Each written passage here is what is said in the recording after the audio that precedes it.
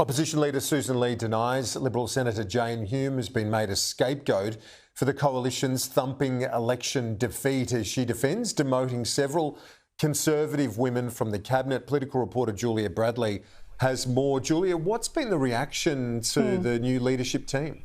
There's been a lot of it, and there are still some unhappy people with this new look shadow cabinet. Some people who have been demoted when they previously held really senior roles within Peter Dutton's team. Chief among them, Jane Hume. She was the shadow finance minister, now demoted from that role. She doesn't have a position in the shadow cabinet, and it's James Paterson now taking that on. You do get a sense that Sussan Ley has been keen to reward people who've previously backed her, even in that recent leadership contest with Angus Taylor, but also elevating some moderates and trying to bring through some fresh blood in the party, which is something that people have suggested could be an idea following that landslide loss for the coalition, the need to win back those young votes in particular. Now, there have been some senior appointments, and we'll bring those up on the screen. You know, Ted O'Brien, Angus Taylor in defence. You can see Andrew Hastie, Michaelia Cash, James Paterson given some plum gigs.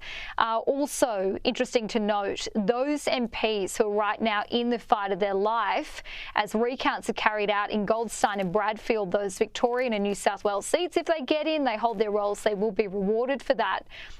And that includes Tim Wilson. He was a former junior minister, and he will be given the role of industrial relations, small business and employment under Sussan Ley. We also see Giselle Kapturian should be given some outer shadow ministry roles, assistant shadow minister roles, if she holds on to that North Shore seat. Moderates as well and supporters of Sussan Ley promoted. So Andrew Bragg, Julian Leeser, for example, who takes on Shadow Attorney General Angie Bell, Zoe McKenzie. But really the talk of the town this morning has been about those demotions. So not only Jane Hume, and that follows some policy missteps during the last election, but also those Nats. We've now got these backroom boys, if you like, Barnaby Joyce, Michael McCormack. They're going to keep speaking out.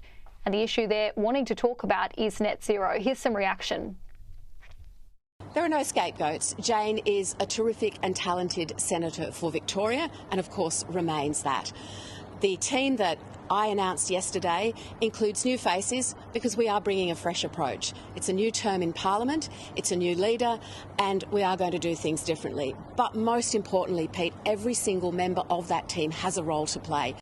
We're best served to stop talking about ourselves and actually start talking about how we can have a better offering at the next election as a coalition.